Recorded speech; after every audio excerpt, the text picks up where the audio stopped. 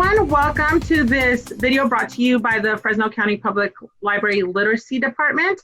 Mary Sosa will be introducing us all on how to set up an email. And Mary Sosa will be presenting some slides and followed with questions from the staff that have been gathered from learners and themselves. Thank you, and go ahead, Mary.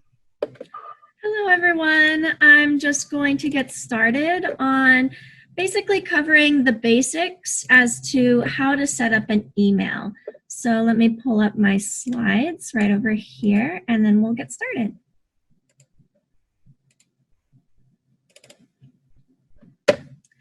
Okay, so I'm going to cover the basics of setting up an email.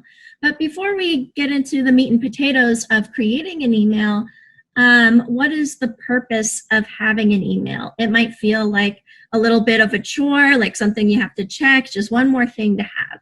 But it's really important to have, especially right now. So an email is the modern equivalent of giving out your phone number. Your email is how future employers, landlords, colleagues, and colleges are going to be able to contact you. You also need an email to open online accounts, download apps, and to sign up for deals or coupons from stores. Especially with right now, since we are social distancing, some offices might be closed to the public. So in my case, my landlord's office is closed to tenants. So the main way we are in contact with each other is via email. And they send us documents via email for me to either sign online or to print out. So this is something that you are going to, not only talk and communicate with people, but you might get sensitive documents really quickly as opposed to waiting in the mail. What's also really great about email and what sets it apart from phone conversations is that it holds a record of conversations and all the documents shared. So if you forget, you can always refer back to old conversations. Oh yeah, that's what I said. I committed myself to doing this on this day and I agreed to this. So it's really helpful. So let's take a look at just the basic anatomy of an email. So right now, I want to bring your attention to the yellow highlighted section of an email. This is called the @ symbol. And every single email has this symbol. That's usually how we can pretty much identify, okay, this may or may not be an email. If you do not have an @ symbol, then this is not a valid email. So that's just something to kind of keep in mind. The red section of the email address is the domain. This is always, always, always after the @ symbol. Now, this is just a common domain that you will see for personal emails, yahoo.com. But some other common emails might also include gmail.com, outlook.com, or even AOL.com. One thing to consider is not all emails end in a .com.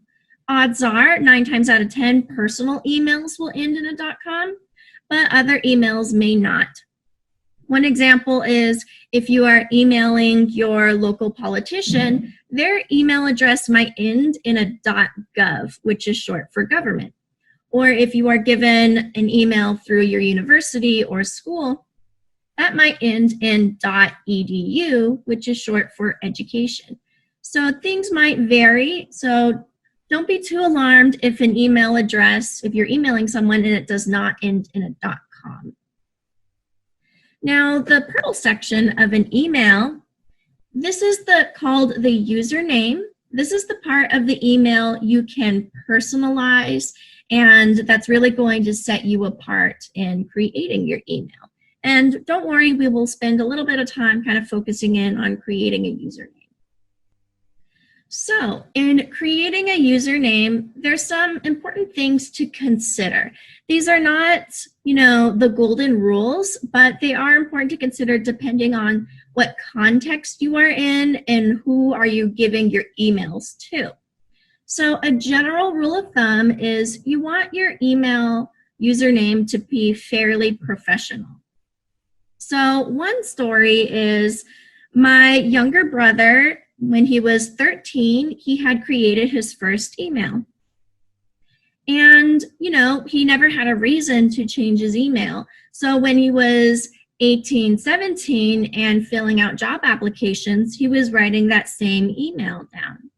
So this gets a little interesting because on that job application, the first impression that employers are getting is this email, which is piratemaster@yahoo.com. It's a fun email. It's a personal email. However, it's not the most professional. And when you're emailing employers, you want the very first impression of you to be something professional and someone that they want to hire. So in that particular context, you might have wanted to create an additional email that's for professional context, and the Pirate Master email for emailing friends or getting coupons online and things that are much more personalized and to his own personality. You also want your username to be easy for you to remember because you have to remember it to sign in, to check your email. You're going to give your email out to others. And you also want your email to be fairly easy for other people to remember. But also if they are hearing you give the email over the phone, you want them to know what it is.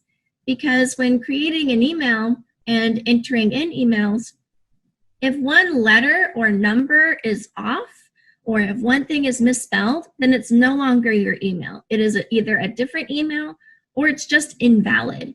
So looking at emails and creating emails is really where we want to have a lot of attention to detail.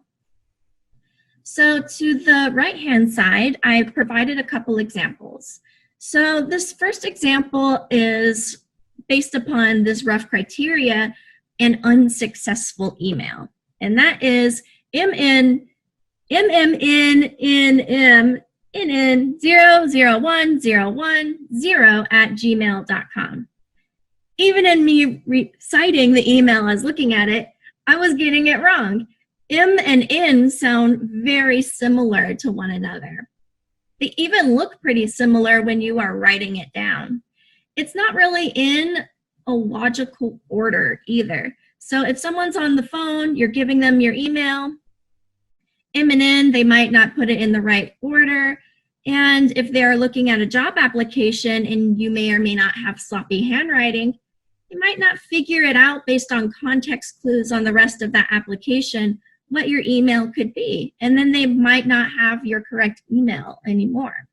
So you definitely want it to be something easy for you and others to kind of replicate and write down and to remember roughly. So right below is a more successful email. This is Maria Lopez 95@yahoo.com. This is Maria's first and last name, potentially the year she was born, and then the domain. This is pretty straightforward. If she has sloppy handwriting, people can figure out, okay, it's her name and a number. And if she is giving the email verbally, people can figure it out. So it's pretty straightforward. One hiccup, though, is it's a pretty common name, Maria Lopez. So what do you do if this username is taken? Well, you actually have quite a few options depending on how creative you want to get with it. So let me just activate the text bar and I will show you a few ways we can kind of rethink about this email. So what if Maria Lopez 95 is taken? She could easily do Maria Lopez, potentially the full year, 1995 @yahoo.com. Or maybe she doesn't want her full first name. She could also do him for Maria and then Lopez 95 @yahoo.com. When creating a username, the period is also acceptable. So she could have Maria M. Lopez and maybe no number @yahoo.com. So just kind of playing around with different kinds of combinations, but still within the realm of, okay, this is pretty easy. These numbers are significant to me. I know my name. This is still professional. she still has a lot of options in creating a username. So don't get discouraged if the first username you come up with is already taken. You know, take your time, think of some other combinations, and see what really works for you. So now we are going to get to the meat and potatoes of it all, what we've all been waiting for. How to actually sit down and create an email address. So as I had mentioned before, there's a lot of domains out there, but I'm just going to cover 2 of the most common email domains, which are Yahoo and Gmail. These I see most often when people are giving their personal emails. So these 2 are the most relevant emails to create. So when creating a Yahoo email, you just want to go to any search engine, either on your phone or on your laptop or computer, and you can just type in Yahoo create an account. And then you're going to click on the first result, and it'll get you started and either sign in to your account or create an account. So once you hit create, this is the image that will pop up. So it's going to want your name, and then it says email address, but this is where you are going to create your username. And then below, it wants you to create your password. And then as you continue through, it's going to ask your phone number, your date of birth, and gender. So the reason it asks for your date of birth is not because it's going to send you a happy birthday when your birthday rolls around. It actually wants to confirm and figure out how old you are. Because if you are, for example, a minor or very young, then it's going to have additional steps for parental controls. And it might ask for you to link your new email address with a parental email address. So there's a purpose behind these questions. They're not going to sell your data. And it's a very similar protocol with creating a Gmail. So you're just going to go into your search engine and type Gmail, create an account. Now this could have been because when I was creating this PowerPoint, I was searching in Google Chrome search engine, but the first result that popped up was create a Gmail account. And this might look a little overwhelming. There's a lot of verbiage on this page, but really all you want to focus on is the big red button that says create an account. So all you have to do is click create an account. Once you click that button, this is what it will pop up. And it's just like creating a Yahoo email. It's going to want your name for you to create a username. And then for the password right below, it might have specifications. So for an ideal password, it says use 8 or more characters with a mix of letters, numbers, and symbols. So that might be a lot of pressure when creating a password. But usually what I recommend when creating a password is to have something different but familiar. So maybe a familiar password but with variation. So one option, I'm going to click annotate one more time. So something that you might normally have as a password, but with the addition of a capitalized letter and some numbers. And it also asks for a symbol, which is the same thing as what we call a special character. Now, special characters include an exclamation point, this sign, which some call a hashtag and others call a pound symbol. There's also an asterisk that counts as a special character, an ampersand. There's the number sign, question mark, percent, the equal, minus, plus. These all count as special characters. An @ sign actually also counts as a special character, and you are fully welcome to have that in your password, but don't have it in your username, because since there is always an @ symbol in emails, you don't want that in your username because it might confuse the system and it might not read as a valid email. So these are some things to kind of keep in mind. So now, as you can see from this next page, is once you have an email created, you're going to have to check it every once in a while, and maybe you'll send emails or read emails. So this is my school email. So as you can see, it's a lot of school-related emails. So you can see harassment policies, learning activities, password resets, books, call for papers. These are kinds of emails that I want to check often. And I know that they are read because they are no longer bolded. If the emails and the letters are dark, that just means I have not read the email yet. Now, I want to bring your attention to the top right-hand corner. So since this is a school email, it does have Fresno State on it, but this varies if it's a personal email. It's not going to have that. And then it has a little picture. So with emails, you can personalize them as much as you want. You can have a photo of yourself. You can have a picture of your Bitmoji like I do, or a picture of your dog, whatever you so choose to personalize your email. Not all emails are pink in the background. You can also personalize your backgrounds. So once you have an email, you can really click around and play with it and see all the features it has. But I'm just going to bring your attention to the most basic stuff. So as you can see, where the little icon where it says Fresno State in my picture, this is where you're going to click to log out of your email. So once you have looked at your emails, responded, all that fun stuff, you want to make sure you log out at the end of the day. In the far left-hand corner is this big compose button. You just have to click this button, and then it'll allow you to create and send an email. So once you click it, it'll ask for the email of the person you are emailing. It's going to want a subject line. What is this about? And then you can write in what your email is about and send out your email. And then right below that is the inbox. So this is all the emails that are being sent to you. So these are the ones that you will have to read and maybe respond to, or maybe print out documents. If it's important emails, you can star them. And instead of scrolling through your entire inbox, you can just click starred, and it'll show you all the emails that you had starred that you feel are important. So there's a lot of interesting options that you have when managing your email.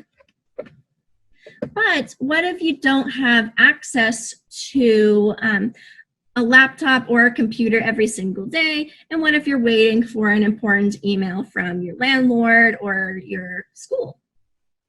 So I'm going to cover how to add your email to your smart device, because odds are you might have your phone on you more often than you are looking at your laptop. So this might be really helpful in having that constant access to your email. You don't have to log in constantly. You just have to do it the one time when setting it up. And it's pretty easy to look, manage, and just keep on you at all times. So I'm going to cover how to add your email address to your Apple device. So this is the same protocol for an iPhone, an iPod, and an iPad. And then afterwards, I'll cover how to add it to an Android phone. Now, I'm focusing on smartphones because the general population has access and has a smartphone. I'm not quite sure if you can add your email to a flip phone. That might be something you want to talk to your provider about. But since this is the most common technology that we all readily have access to, that's what I'm going to cover today. So when adding your email address to your Apple device, you want to go to Settings. In Settings, as you can see from the image, there's Passwords and Accounts. Once you click on that, you're going to add your account. And it's going to want to know who is your email provider or the domain. As you can see, it has already listed the most common email providers. And as you can see, Google and Yahoo are right there. So once you select your providers, you're going to enter in your email address and the password.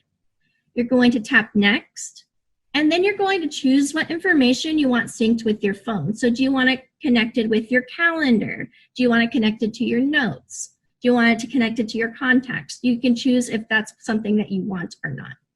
And then once you have selected all the features that are most appropriate for what you want, you just tap save.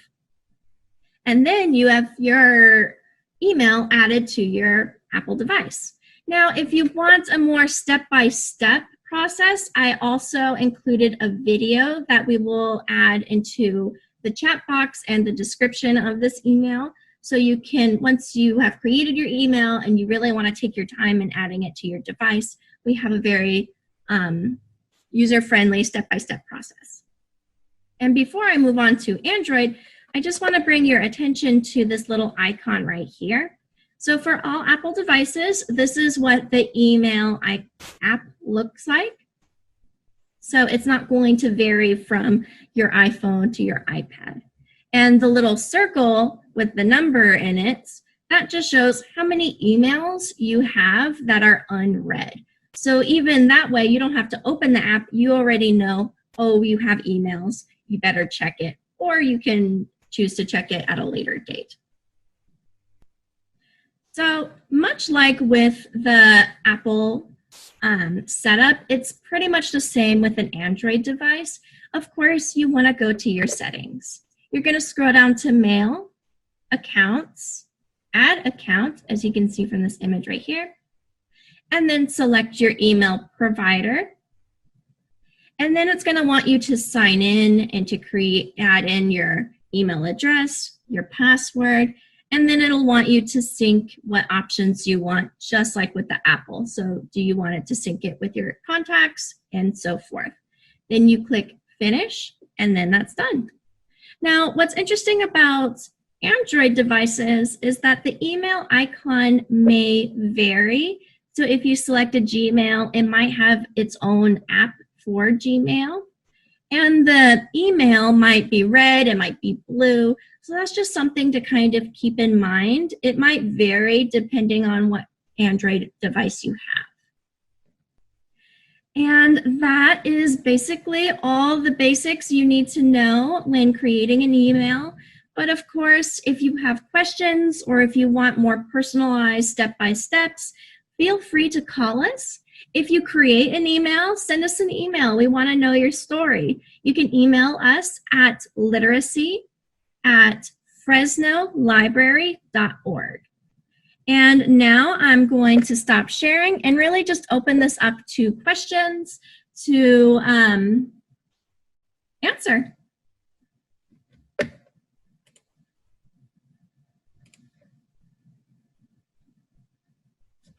Hello. So one of the questions that we had was, how do you remember your email address? How do you remember your password? Tips for that. That's a great question. Well, usually I recommend when you're creating anything new to just write it down. You can destroy it later, but write it down right in that moment. Once you have your first email created, I also recommend sending your first email to someone you trust, like maybe your spouse or your children. So for any reason, if you forget your email, you have lost where you wrote your email down, they have an email from you. Like, oh, well, your email is this because I have it in my inbox or I have it starred and I can find your email. When forgetting your password, this is a very, very common thing, and there's a lot of steps in place to help you recover your password. So this is why it's important to give real, honest information when you are setting up your email account. It'll ask for your phone number and your date of birth. So if you forget your password, it might ask, can we send a text message, a temporary password, to your phone? So if you have your real phone number on the account when you had set it up, it'll just send you a temporary password. You put that in, and then you'll have to reset the password to what do you feel is you can best remember at that time or is more appropriate. And it's never a bad thing to change your password maybe every 6 months or every year. to have it more secure and less vulnerable to getting hacked. So don't feel discouraged if you forget your password. It's common, and it might be a good thing to just reset your password every once in a while. If you want to keep the paper that you wrote down your information, put it where you put important stuff. So sometimes I have passwords, the same location where I put my social security card. So if you have like a little personal safe or a folder where you keep important information, maybe you want to put it there so you know it's readily accessible on the off chance that you forget it. One thing I'm thinking maybe is you could write it down and take a picture of what you write down with your phone. Yeah, so especially if you have your phone on you all the time, you can have the picture of it.